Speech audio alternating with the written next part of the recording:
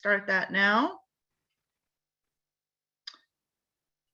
All right, my name is Christina Trapani, and I am the director for the Virginia Plastic Pollution Prevention Network, also owner of Ecomaniac Company. And I would like to welcome everybody to this computer call today, because I know y'all are looking out your windows and thinking you'd rather be outside right now.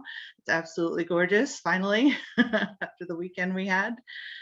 For those of you who have not been on one of our calls before, just to give you a little background, the Virginia Plastic Pollution Prevention Network was started in August of 2020 after it kind of fell under the Virginia Marine Debris Reduction Plan and the need for more collaboration and communication among organizations working in Virginia on the issue of plastic pollution.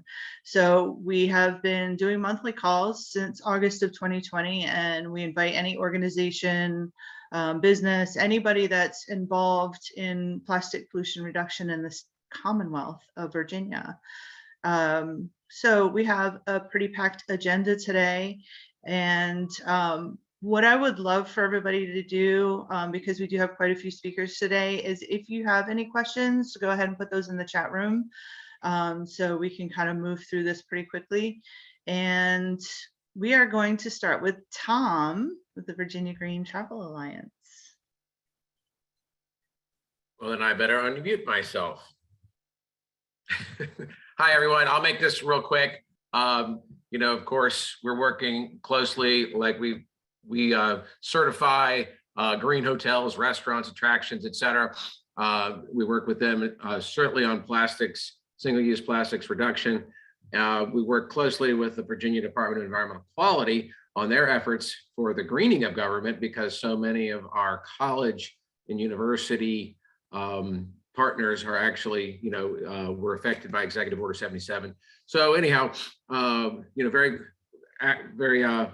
you know, enthusiastic about this topic in general. And we do have I'm here mostly as an advertisement for our Virginia Green Travel Conference. It's our 9th annual conference. Is it okay if I share a screen real quick, Christina?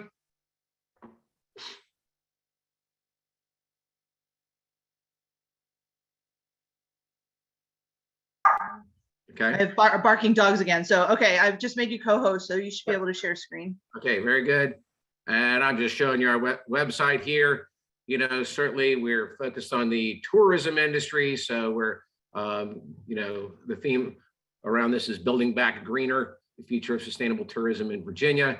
And we have, you know, we're focusing on wind and, but certainly lead-based construction and things in our conference. Our keynote is Michael Hallmark, who is the architect and lead for Green City, the Green City project here in Virginia, which is in Richmond, which is a pretty amazing project, you know, where the entire thing from a new development standpoint, everything is being required to be LEED certified. Certainly Virginia Green is part of that. And we are continuing to remind them that, you know, down to the level of recycling and composting and all that all those things need to be included in every aspect of this, and they're fully on board and ahead of us on this. So very exciting there, but certainly we are going to have a full plenary session on the greening of government, is what we're calling it now, instead of Executive Order 77.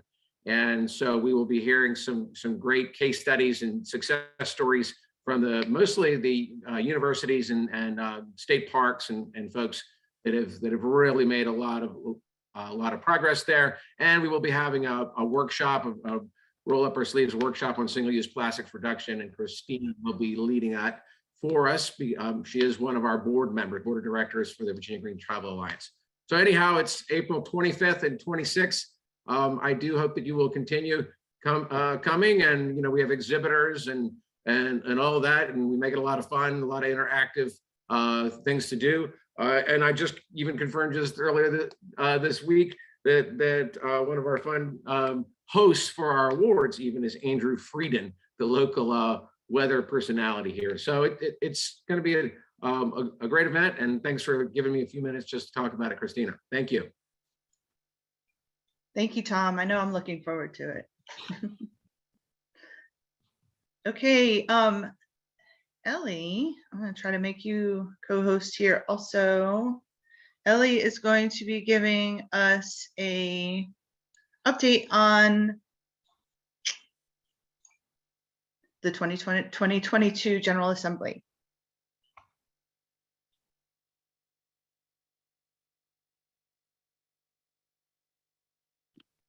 Let me see, I'm trying to get it to share. I'm sorry, I'm having some issues with that. Okay. Is it working? No, not yet. I have got it up if you want me to go ahead and. That would be awesome. Thank you. My computer, I think, is a little too old for some Zoom technology. I'm realizing slowly. I can't do those fun backgrounds people have, nothing like that. So awesome. Well, thank you so much. Yeah, so my name's Ellie Beamer. For those of you I've not met, I am the State Director for Environment Virginia. And we are, one of the many groups that have been working on plastic related legislation in the General Assembly here in Virginia. So I was going to just tell you about what's happened. You can go to the next slide. We have, I would say there were really three priorities that emerged in this legislative session. The first was extended producer responsibility. So that is, focused a lot on packaging and single-use products that we use for only a few minutes, but we get in excessive amounts of them when you go to the store. And so extended producer responsibility would incentivize the manufacturers to use less products that harm our environment. So it's developed so that, like, if there's no way to recycle a product near you and it is a material that will end up in the environment forever, they'll have to pay a higher fee than if it is in a less material and something that you can recycle nearby. That's sort of the concept there. So that was the first priority.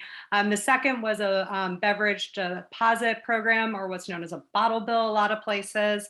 And then there was the third priority of just defending a lot of the great work people have done over the past several years.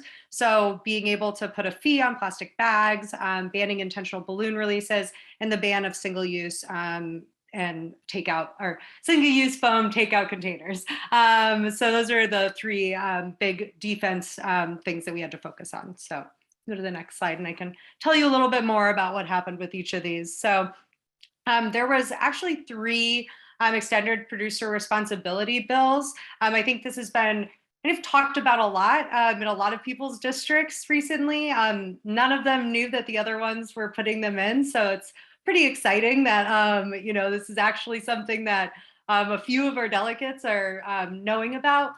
We probably knew that this year this wasn't going to pass. It was the first year we put a bill in for it, but it was able to start the conversation about it, really hear how much our state legislators knew about the issue, what they sort of thought about it, and where the opponents to the bill were at. So the bill, all of the three of the bills died in their first subcommittee, but they will be incorporated into a study. And I do think that there is an opportunity to continue the education around this whole idea over the next year, because I think a lot of people do want to see a better way to fund our recycling programs. And that's what this would be.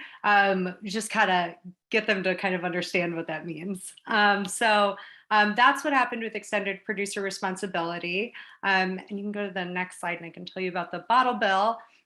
So the bottle bill, I think, is a priority to a lot of people. I think this year we weren't sure that it would make sense to really pursue a full thing for both bottle bill and extended producer responsibility. So there wasn't a lot of work to identify somebody to champion that effort. So we were actually, I think 90% of the people were surprised to see that there was a bottle bill that got filed this year, which, obviously an exciting thing to have. But we did have somewhat of an unenthusiastic patron. He was asked to put in the bill by the Can Manufacturers Institute, who are really supportive of bottle bills and increasing the recycling of their cans. They're one of the easiest things to recycle, and bottle bills mean that they just get higher quality material back. So they were the ones that were behind the bill, but didn't really have a lot of ground effort. Delegate Hope pretty much got up and said, I'm okay if you guys kill the bill. Will you just put it in with the study with the extended producer responsibility? So that's what happened to that bill this year. So there wasn't really even much of a discussion on it. And then the third thing was really plastics defense. What emerged to be the only thing that was really threatened was the foam bill. There were 2 budget amendments, both in both chambers, that it's a real sneaky way to try to roll this back, but they put in budget amendments to delay it by 5 years and have it be studied more. So this made it into both houses or both chambers' budgets. So right now, the budgets are in what's called conference. And so that means that basically behind closed doors, there's like 12 people who decide Virginia's budgets over the next couple of years. And so based on what the 2 different chambers passed. And so they're working out all of that now. So there still is an opportunity to get that language out of the final budget that will come out. Basically, by delaying it for 5 years, we're giving large chains even more time to comply with this. And that's, I think, something important to keep in mind, that it is the bill will, or the ban will go into effect in 2023, but only for large chains. Smaller restaurants do have a longer time to comply with this. So these large chains are already doing this in DC, already doing it in Maryland. They can do it here in Virginia as well. So that's still the only ongoing thing, even though session's over. Virginia doesn't have a budget, so session goes on for a little bit longer. If you have any questions about any of that, I did put my email in there as well. So that is my update for the Virginia legislative session.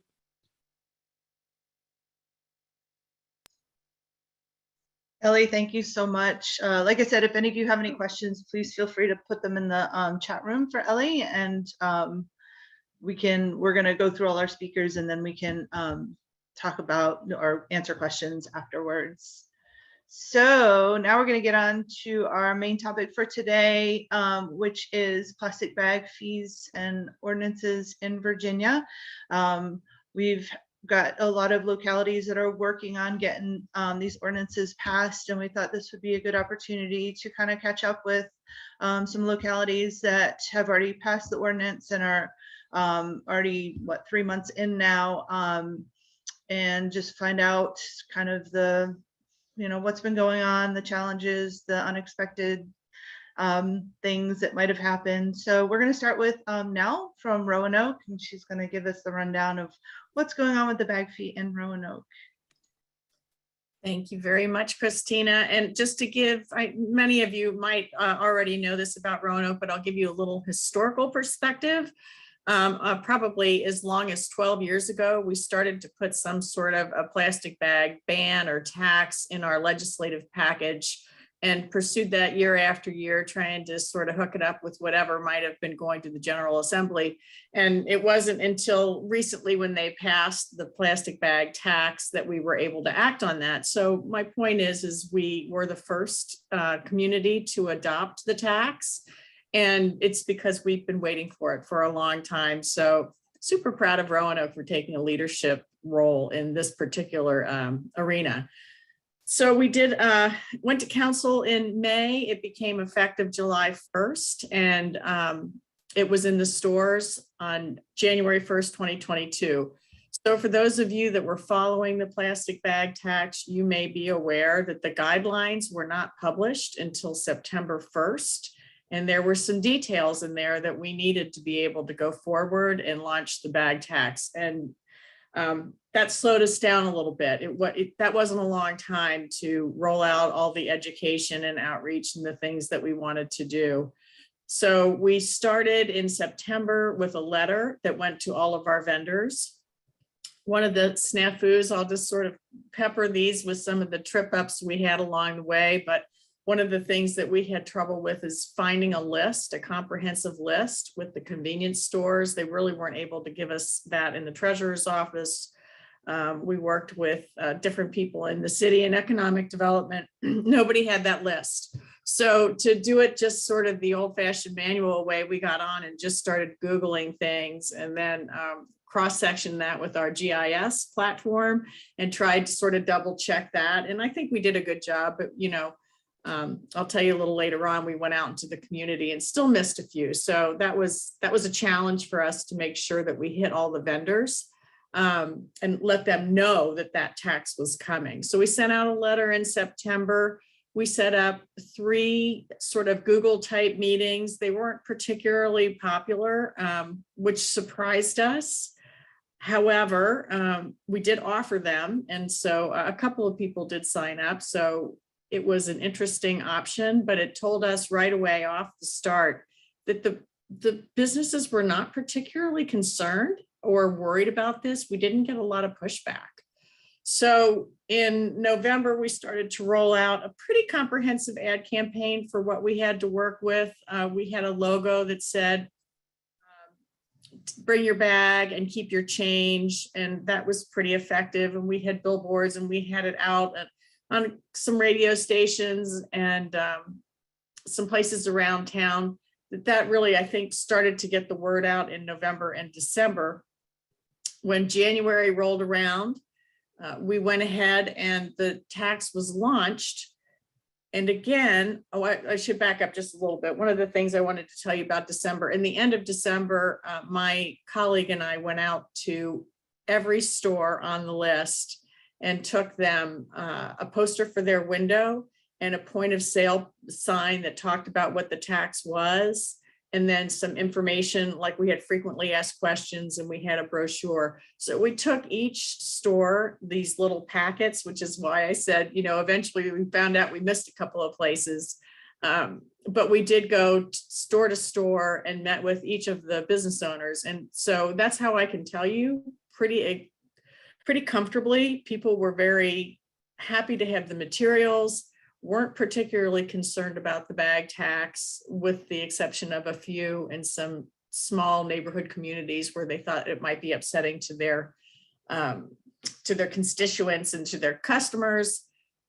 We listened and also reminded them that the SNAP and WIC bags were going to be available, and also they don't have to charge the tax, they just have to pay it. So there were a few people that opted for that. So it rolled out January 1st. Again, not a lot of feedback from the stores. We did have a little bit of kickback from our community, mostly on social media, not so much as phone calls directly to me. I was the contact on, if you want to learn more, you could come directly to me.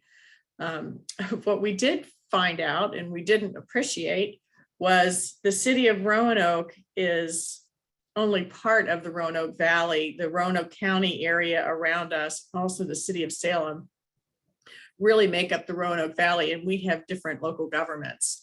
So the area that we had the most confusion with was Roanoke County stores started charging for the tax without checking to see that the tax didn't apply to them. And we had a couple of hardware stores that were also charging for the tax. They were in the city. However, they weren't a grocery, pharmacy, or convenience store. So they were charging for the tax. So what we really came up with as our biggest implementation problem was people charging for the tax that didn't need to. So we contacted the state, and we have a representative at the state, and we just turn those names into him, and then he sends them a letter letting them know officially that they don't have to pay that tax, so that they know that it's a credible resource and that they're not going to get in trouble. So that's where we are. I called today to check to see if I could find out how much revenue that we've generated from this action, but nothing's come to us yet. So we haven't heard anything. And I have not had a complaint or a call in probably 6 weeks. So we think that's pretty successful. And we continue to give bags out to low-income families through WIC and SNAP, and also through United Way and Feeding America and some other local organizations we feel like directly touch those communities, the Council on Aging, agencies such as that. So that's kind of it in a nutshell. I mean, there's not a lot to tell except for we aren't hearing much, and that's the best news I can tell you. Does anybody have any questions, or is there anything I can add to that? Yes, Mark.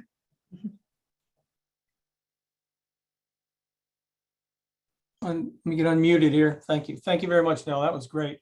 You made one comment and I had to follow up on that. You said, don't have to charge the tax, just have to pay it. What did you mean by that? So if you're a small convenience store and you have somebody that comes into the store and you feel that that's a customer that's really in a place of hardship, you can just give them the bag, but you still have to count the bag and you still have to pay the tax on the bag. Gotcha. Okay. And I will say, Mark, just because of where you work, one of the opportunities that we found with this is the opportunity to really introduce microplastics to the community.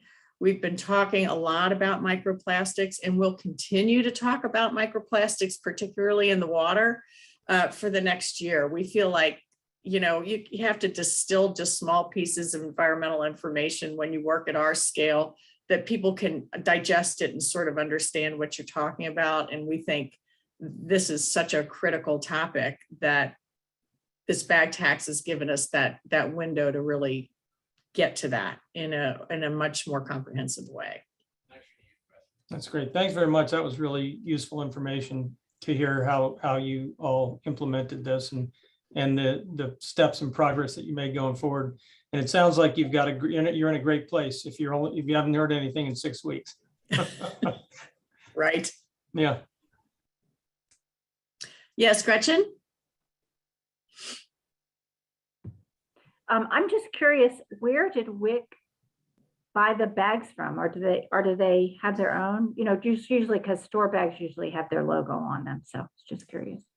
No, we actually supplied those. So the city fronted us my office some money to go ahead and buy those. And at first we were only going to give them to SNAP and WIC. But after a lot of discussion, we decided, although the tax won't reimburse us for it, we felt like we needed to broaden that scope quite a bit. So we gave a bag to everybody in the housing authority. All of our Section 8 families got a bag. We've had a lot of success putting them in the libraries where any citizen, because, you know, again, you don't want to also restrict people that it's only low income, right? If there's somebody that really feels that they need a bag, we want them to be able to access that. So that's sort of our channel for everybody, is through the libraries. And then again, like United Way, Feeding America, Council on Aging, those are the places where we're going to sort of try and get them into other low income families' hands.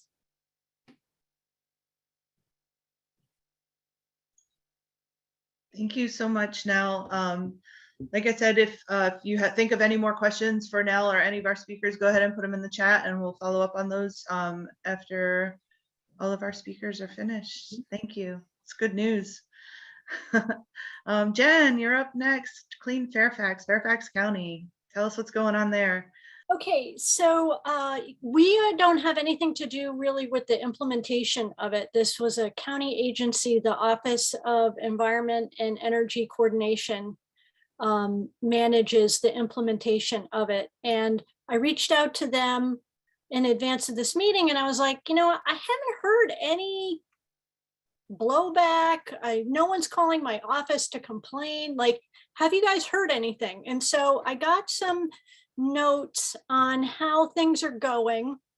I will say right off the bat that I have no information on how WIC and SNAP clients are being served. I'm still trying to track down that information. So I don't have any information with that. I will say that they set up like a hotline, like an email box where people could call either with questions or complaints or kudos or whatever. And it has been very quiet, that office said. Mostly people are calling to either tattle on stores that they think are not collecting the bag fee, and they should be, or tattle on stores that they are saying are collecting the bag fee but shouldn't.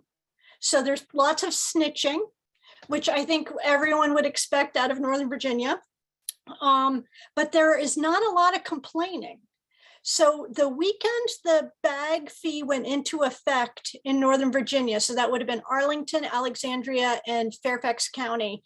I went out to a couple of stores. Now I live in Prince William County, and some of the Prince William County stores were charging for bags that weekend of January 1st. Now I think that was a glitch in the matrix because the next week they were not. But I was really hoping that they were just sort of going to give up the ghost and say, you know what, like all of Planning District 8 is pretty much in on it. So we're just going to go ahead. But the Harris Teeter that I went to, the next week, they were not charging for bags.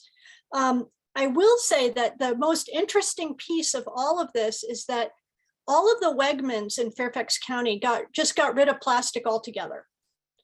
And they are only giving out paper bags, which they are charging for. But because paper bags are not as in the ordinance, they don't have to give that money to the Department of Taxation. As you can see, this is a picture that I took just the other day. Their paper bags are 5 cents each, and they are donating that money to the United Way and Food Bank. And that is at the Wegmans that is closest to my office, which is right in the middle of Fairfax at Government Center. I think that is happening at all of the Wegmans in Fairfax. They were happy to get rid of plastic bags. I talked to the manager. He said they were glad about the cover. They did not get a lot of pushback, some surprise from people who didn't know that this was coming, but then they were like, oh, all right, well, let me go get my bags in my car, kind of, you know. So it was I can tell you that it was one of the easiest battles ever won in Fairfax County on the environment. The public hearing was overwhelmingly positive. Despite the fact that Andrew Wheeler showed up to try to talk about how important plastic is. There was one of the local managers from Food Lion was there to speak against it, but then the sustainability person from My Organic Market, Moms, was there to say how they have never had used plastic bags and they managed to keep opening stores all over the place. And so it was overwhelmingly a positive experience. The folks in the Office of Environment and Energy Coordination, I think, are kind of surprised that they're not getting as much pushback. Whenever I go to the grocery store, I see lots of people with their own bags where I didn't before. I'm, you know, I sort of linger. I do self-checkout because I like to use the app at Wegmans, especially. But I linger and listen in on other people's conversations. And I'm like waiting for there to be some like big fight, and there just isn't one. So I just saw that City of Falls Church passed the ordinance. And so now we just have a couple little tiny holdouts like City of Fairfax and Prince William County in the Northern Virginia area. So I don't know, Prince William County's got a lot of other stuff going on right now, so I don't think this is a priority. But I can't imagine that City of Fairfax is going to be the only you know, non-store in the area, the little tiny area in the middle of all of Planning District 8. But you never know. But it really has been a pretty non-contentious you know, program to roll out.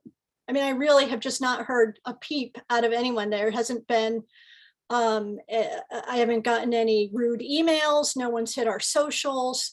If you follow us on Twitter or on Facebook or on Instagram, we can be kind of provocative sometimes. We've gotten nothing about bags, except how happy people are. So that's the update from Fairfax County.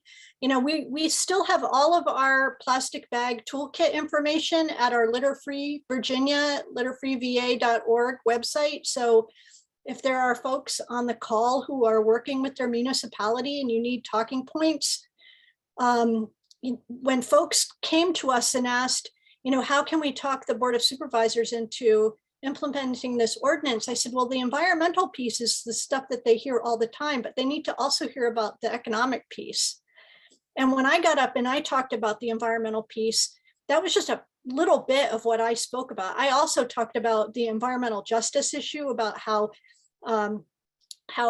there's just there's just so much plastic pollution in the poorer neighborhoods. And so if you're truly worried about how a 5-cent fee is going to disproportionately impact people of less means, then you need to really be thinking about how all this plastic pollution is affecting those same people. And I talked about how if you called the Economic Development Authority and you asked them, tell me the last 10 grocery stores that opened in Fairfax County, almost all of them are grocery stores that already don't offer free plastic bags. And then I talked about how there's no such thing as a free plastic bag, that someone is paying for that bag. And it's either being charged back to the consumer somewhere, or the store is paying for it. And it's just not free. And then anybody who said, well, what about, safety during COVID? And then I said, if you really, if you think that like a plastic bag that came from China is somehow sterile, and the bag that you pulled out of your car that you ran through the washing machine is somehow dirty, then I have some really bad news for you about eating out and glassware and dishes. So I really urge people to talk about the economics, talk about how plastic bags aren't free, that we're already paying for them. All of that information is out there. A lot of it is on our website. You can just pull the talking points right off. But if you want to convince people on your Board of Supervisors, I think you need to be more than just a tree hugger. And so that was the first time we really took an approach where we talked about economics, environmental health, and the environment, and we think that it worked. So that's the word from Fairfax. I don't know if anyone has any questions.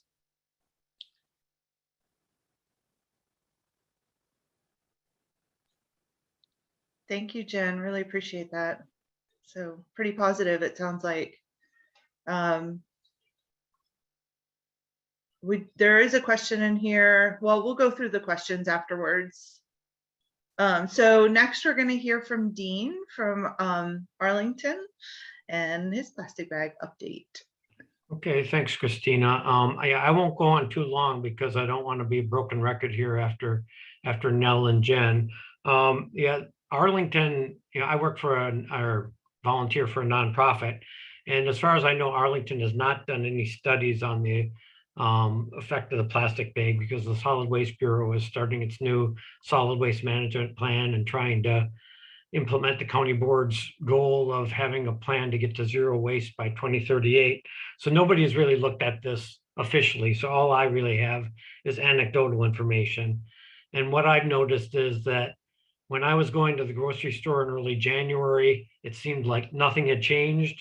People were still giving out lots of plastic bags in the cashiers, but lately the law seems to be having the effect that you'd expect. You no longer are getting any cashiers who are reluctant to use your reusable bags because of the pandemic, and that was a big issue last year. All the cashiers now seem to be wearing, the latex gloves and are happy to handle your bags. I'm seeing a lot more other reusable bags. I kind of try to overhear other people in line, since I always bring my own reusable bags, but I try to find out what other people are doing, and we are not seeing the number of plastic bags go out the doors that we used to. In CVS, when you check out now, you are asked if you want plastic bags, and I believe if you say yes, you get charged for them. So I do think that the law is taking effect. I've heard no complaints. My main concern is in a place like Arlington, where you have a lot of really wealthy people, that a 5-cent tax isn't going to necessarily deter people. But I do think that we're seeing enough people adopting reusable bags, that maybe there'll be some peer pressure to push people to do that. As Nell and Jen talked about, the issue of having nearby jurisdictions that don't have the bag tax. Falls Church was our only neighboring jurisdiction that did not have a tax, and I guess that will go into effect either April 1st or July 1st. So we won't have the issue that they've had in the Roanoke Valley of any kind of confusion there. Arlington is giving away a lot of reusable bags through WIC and through other venues, and that seems to be going smoothly. So yeah, I think this has all been going much better than I had anticipated. I haven't had any issues here to speak of. I'm happy to answer questions.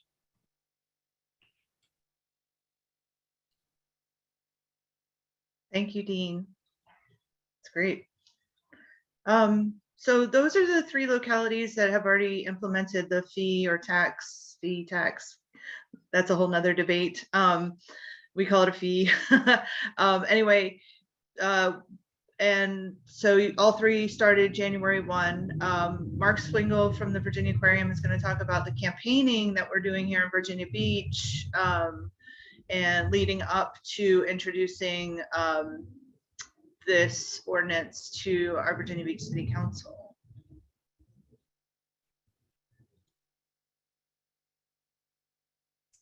Okay, let me get unmuted there. Thanks, everybody, and thanks for those presentations. That was great. It's great to hear from other areas that have been successful with this. So as Christina mentioned, we've been working here locally now, really, I guess, especially since the turn of the new year. We've really sort of ramped up our efforts a bit. We've started. We have a local coalition. There's a number of groups in it. Christina is one of the folks in there. Lynnhaven, some representatives from Lynnhaven to River Now are involved in this group. Myself with the aquarium, and of course we've spoken with a lot of other folks and have other folks joining in as well. Our strategy at this point, we've started to meet with local groups and to build awareness. We developed some talking points, and I'm smiling at Jen up in Fairfax, because if she saw our talking points, she'd know where we borrowed a lot of the material. But we've developed a good talking points document that we've shared with folks that we're meeting with, and we've really recently been out there just meeting with groups, mostly local committees with local government and things like that, but a number of different groups. We've also met with one business group, and we're looking for others to meet with as well to build this awareness. So we've met with local stormwater agency. We've met with the HRPDC's Green Committee, so the Hampton Roads Planning District Commission's Green Committee. We have an organization, a commission within the city that's part of the city's waste management division called the Clean Community Commission. And we met with them just the other evenings, Christina and I, and gave our presentation on this issue.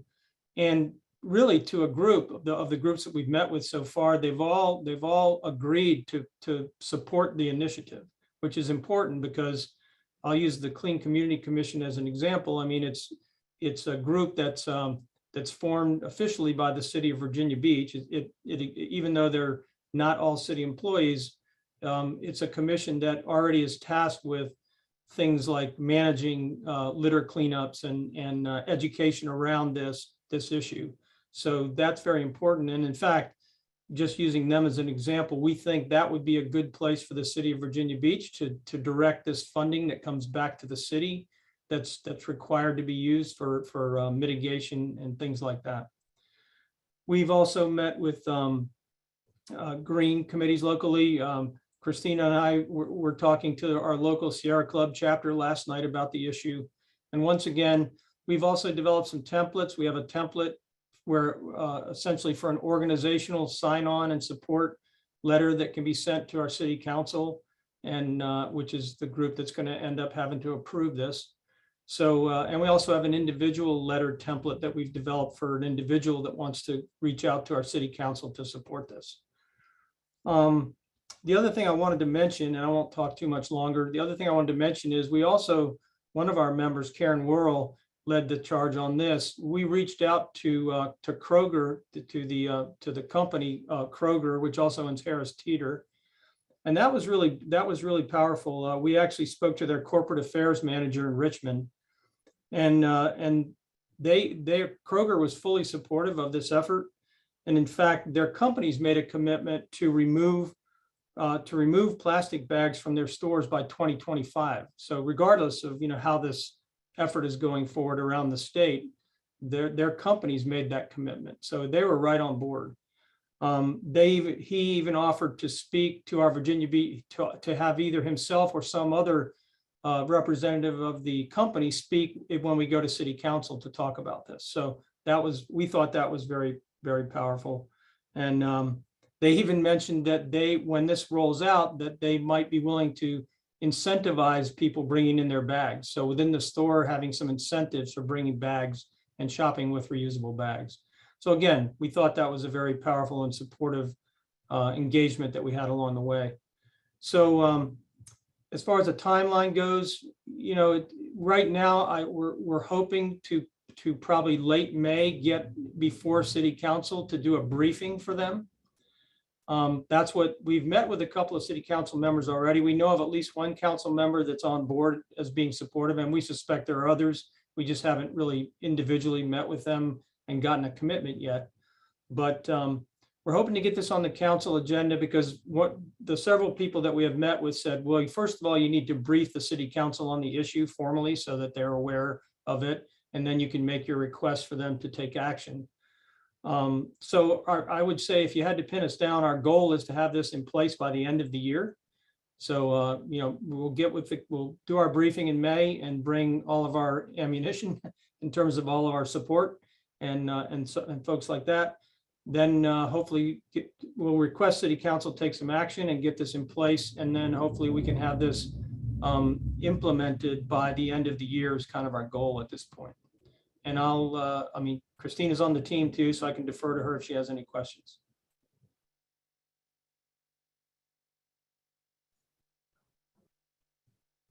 Thank you, Mark. For those of you who aren't familiar with Virginia Beach, there is there's a Navy jet base close by, and they're flying pretty low right now. So I forgive all the noise, please. So I have jet noise and a barking dog. Sorry about that. So I'm going through the chat room, and if anyone has any questions that they would like to ask, if you go onto your little menu at the bottom of the screen where it says reactions, there's a way you can raise your hand, and that will help us kind of find you on the screen here. Now, someone asked about who wrote up the bill for Roanoke, and I thought that's kind of an interesting question, like who does that work? My understanding is that there's already a kind of a blanket ordinance within the Department of Taxation. Would you mind talking about that a little more? No, that's fine. Because the guidelines weren't published, we didn't have all the information. So they weren't going to publish the guidelines until somebody adopted the ordinance. So it was little back-ass words in our opinion. But our city attorney's office, David Collins, wrote the document and to the best of our ability, and we went ahead and adopted it with that. And then after the guidelines were published, there were a few things that we felt like were like definitions and things that we wanted to be consistent with the guidelines. So we went back in and amended those so that they would be in accordance with the guidelines. So we're always happy to help share that information. And if anybody wants that language, they're welcome to use it.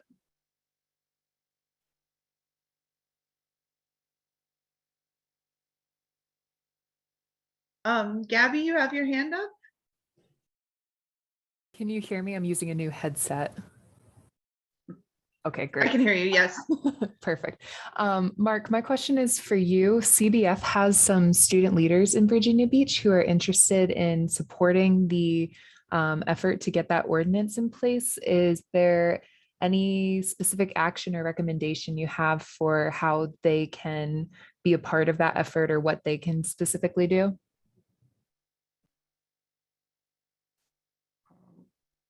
Yeah, make sure I'm unmuted. Thanks. That's a great question. And I believe Karen Forget with Lynn Haven River Now is part of our team that's been working on this.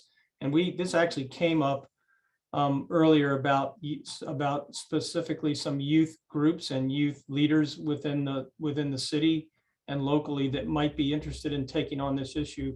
We even have a youth group at the Virginia Aquarium that is also considering getting involved in this issue.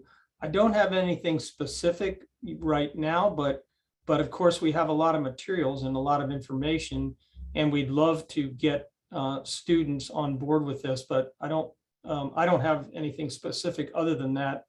Though they could reach out to us, any of us. I think both Christina, myself, or Karen Karen or Jim Deppy with Lynn Haven River Now, who are very interested in this. And again, we'd love to get these groups engaged, and especially around when we go to City Council, to be there if possible to speak in favor of this effort and help us build public awareness within the school systems as well.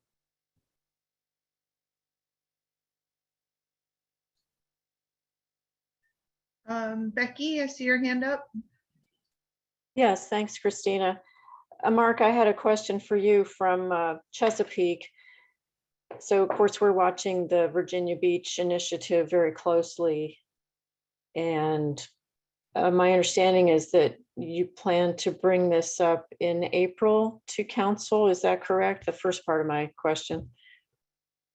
Yeah, I think there was a newspaper article that came out on our efforts down here to essentially start this process and build awareness.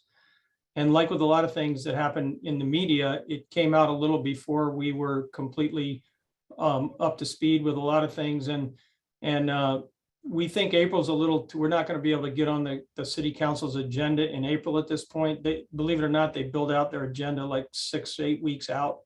And it's just difficult to get on board. Plus, April is their big budget month where they're approving the budget and discussing the budget. So it's a challenge to get on in April. So we're looking at May at this point. We don't have an exact date yet, but we're looking at May to get on the council agenda for our initial briefing. Okay, thanks. Yeah, I know that was what the media said. So I'm glad you Right. clarified that. Right. And have there been efforts other than your meeting in Richmond with the Kroger Corporate Affairs? Have there been efforts to identify and interface with local businesses that would be affected by this? Well, as I mentioned, we're still relatively new and out there, and our team's not that large, but we have actually, for example, we met with the Atlantic Avenue Association, and I actually was not at that meeting, but I think Christina was, so she might be able to share a few more words about that. But that's one group that we've definitely met with, and we're actually identifying other groups that we want to meet with now and trying to get on their agendas as we move forward.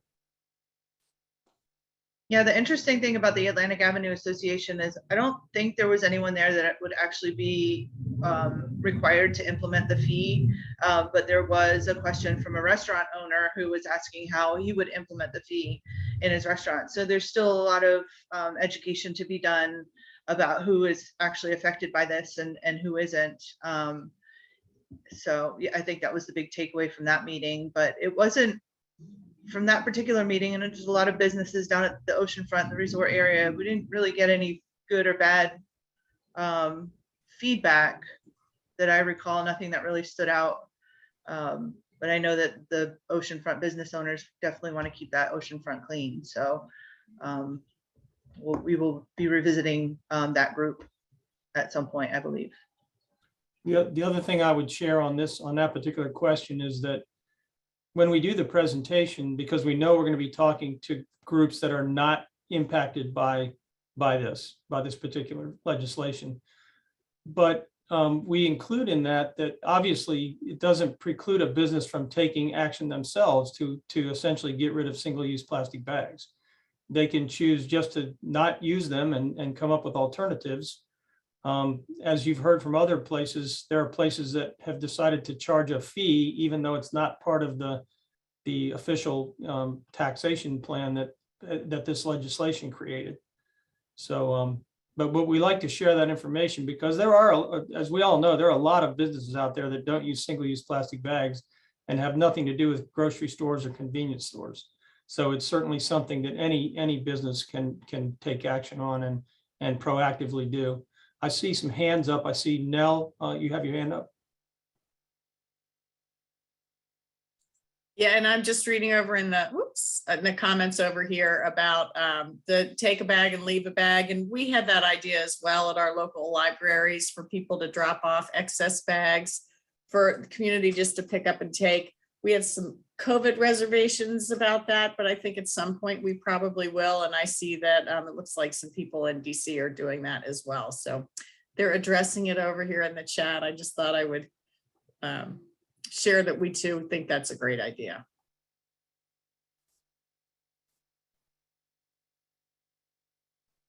And Becky, I see your question about farmers markets. They do not fall under this law.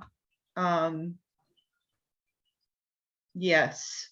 Yeah, I'm aware of that. I was just wondering because they do give out the plastic bags, their produce in the plastic bags. I just didn't know if anybody had had an initiative to try to, get them to either charge or use some other means of giving out their produce. Thanks. Mm-hmm. Yeah, I mean, they could be selling reusable produce bags. That would be helpful. I have a quick story. I have a dog supply store up the street, and I've been buying bulk treats for them for years. They have a big bulk bin, and I bring my own bag and make a big deal of it. Well, they just actually started putting out, they got rid of their plastic bags that they were offering for free for their bulk biscuits and replaced them with paper bags, and are selling reusable canvas bags, like little ones, for dog treats. So I think it's really important that we recognize businesses that are doing that kind of thing and making the switches on their own. And so I was very appreciative when I went in there today to make sure I thank them for making that change. Jen, did you have a comment, question? Yeah, I wanted to talk a little bit about the farmers markets. We have been working really hard in Fairfax to talk the farmers markets. They've got a couple different farmers market entities. One is run by the Park Authority. That's the sort of biggest one. That's 12 different markets over the course of a week across the county. And then there's a couple smaller farmers markets that are run by different organizations. And we've been trying to talk them into designating a couple of them to be plastic bag free. Not necessarily like if you buy a loaf of bread that's already in a plastic bag or a bag of greens that's already in a plastic bag, but getting rid of those t-shirt bags, right, that are hanging from the pop-up tents. And we can't get any traction. So we picked a couple of years ago that really like the kind of the hippy dippiest farmers market in Reston, one of the oldest farmers markets in the area, and we would table there at least once a month with 500 reusable produce bags that we would just give out, and we would see the same people every time we were there coming and getting produce bags, and we would never see those produce bags in use like the next week. And so we finally just gave up, because unless it comes from like the upper levels of farmers market management, that they're going to just like, okay, if you want to be a vendor at our market, you need to like cut down your number of bags, or we're going to help you have paper bags, or any number of things. We were just throwing money away. I mean, we really were, because we weren't seeing those reusables back out being used. And we were contacted by the Virginia Farm Market Association, who we like very much. And we've done a couple webinars with them on ways that farmers markets can go plastic free. And we had people from all over the country interested. And I was sending out all of our extra reusable produce bags to people all over the country. And there are farmers markets that go plastic bag free, and it's part of their like their tourism language, and people go there specifically because they're plastic bag free. And one of the things that we had been talking about in the plastic waste prevention pollution committee, whatever that thing is called that I sit on, that the, you know, that the governor put together, the last governor. One of the things that we talked about was expanding the bag fee to farmers markets, because it makes absolutely no sense that the farmers markets are somehow exempt from that. In fact, in my opinion, they should have been the first ones to be getting rid of plastic bags. So, you know, there is a movement. There's just not the will among either municipalities or market managers to just say, hey, you know, let's dial back the number of plastic bags here, or let's, you know, even if you just put the plastic bags behind the cash register, and so people say, can I get a bag? You will find that people will use half the number of bags than if you just have them hanging there and people are grabbing them. Sounds like a Virginia Green certification requirement for your farmer's market. Yeah, we have to shift that paradigm. Like, instead of just automatically handing out bags, we need to make people ask for them. And I think that, like you said, it would certainly reduce the number of bags being used. Gretchen, I see your hand up. Yeah, I just wanted to say that our farmers market, we put a box out to collect bags and to take bags when you need them. So we didn't have to buy any, which we didn't have a table there, so we don't know if it was the same people that were forgetting their bags and taking them when they showed up. But at least that way you're not wasting your money. And people who happen to have extra bags, put them in, and people that forget their bags or need them, take them.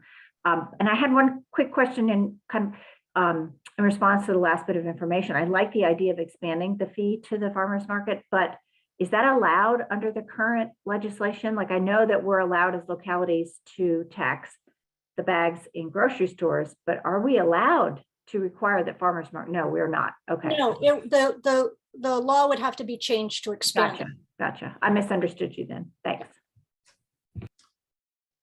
I actually have one question, Tina, before we leave this topic, and that is maybe for Jen, but we got a question the other night. We were presenting to the Clean Community Commission here in Virginia Beach, and somebody asked if this would apply to the commissaries on the military. We have a lot of military bases locally here in Hampton Roads, especially, and they asked if it would apply to those. And Nell's raising her hand, or she's leaving, one or the other. But I don't know if anybody has any information on that. I didn't really know the answer to that question, but I guessed maybe they would not, but it would not, but I'm not sure about that. I think, but I am not sure, but Department of Taxation would be able to tell you for sure. But I think that commissaries are considered federal property. And so they're not actually within county or state or county or town jurisdiction. But I think that the Department of Taxation would be able to tell you that for sure. Yeah, that was our thought too, that there were several other people there at the meeting that thought the same thing, that they probably were not going to be impacted by this, though they could voluntarily join in if they would like to. I can find out whether or not Fort Belvoir has somehow been scooped up into it or not, but I'm going to guess that they haven't, but I'll find out and I'll let you know. Okay. Can I chime in real quick? This is Emily from Queen Fairfax. Yes, please. Yeah, so Fort Belvoir, however you say it, I'm so sorry for that pronunciation. I've been there before, and even though I've never seen plastic bags free like in Maryland, they were free there, and then they are also free at Fort Meade in Maryland, even though other places around there in Maryland you have to pay or not have them. So it is to my knowledge, military commissaries are exempt. Okay. Hey, Mark, this is Virginia Whitmer, Virginia CCM program. I think that's a really interesting question when it comes to federal consistency. I don't know if that's something, a realm that would help with this, but But again, I think that's something to look into. And we'll do that. Well, it clearly will be a big issue in Hampton Roads communities because we have so much military down here. I mean, virtually every city, in fact, every city does have military installations, and in some cases, significant military installations around. So that'll be an interesting one for us here in the Hampton Roads area.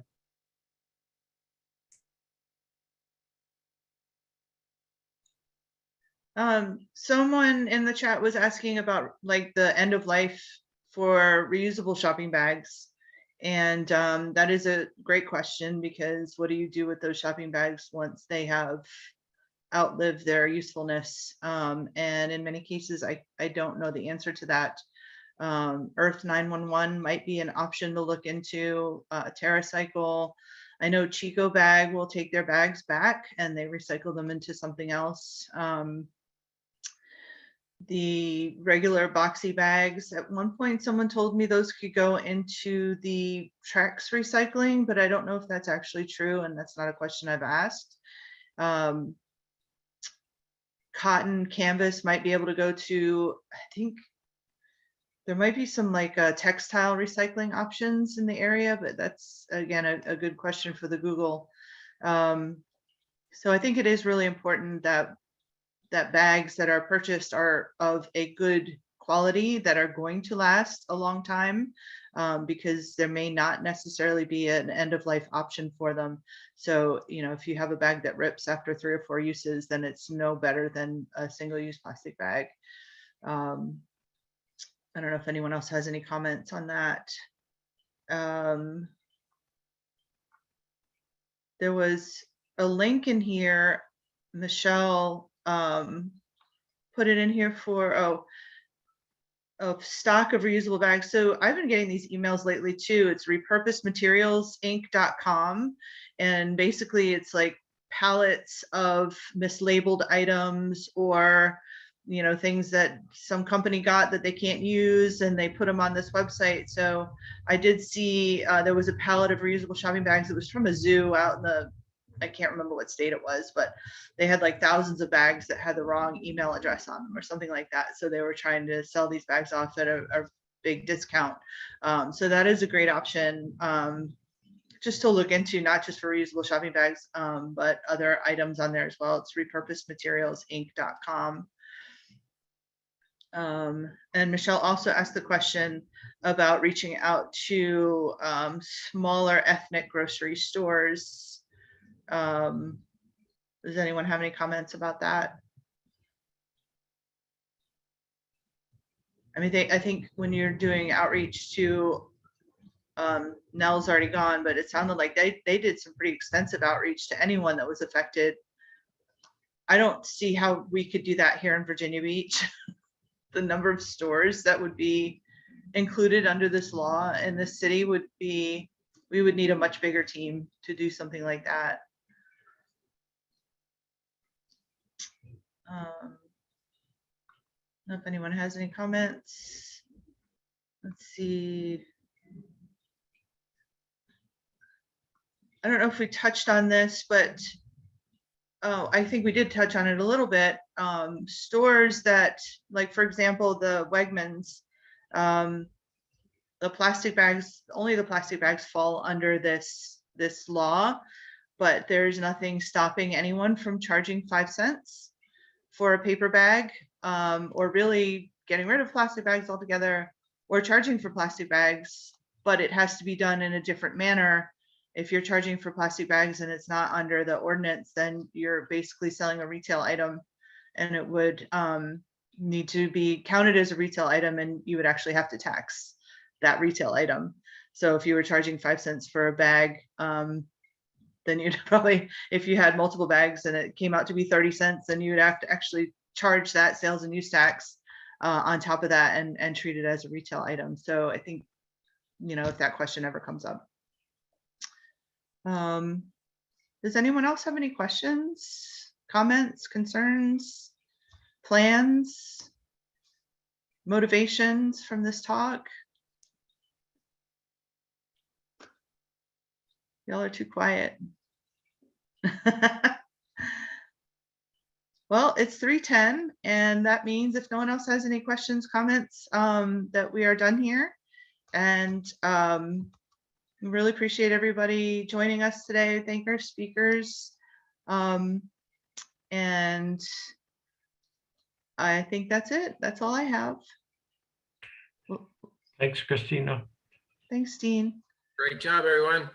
Thank you. We'll see you all at the Virginia Green Conference in April.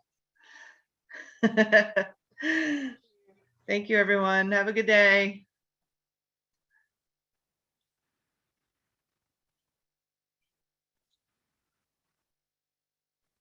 Hey, Christina, Yes, can I call you or can you stay on for 1 second? I can stay on.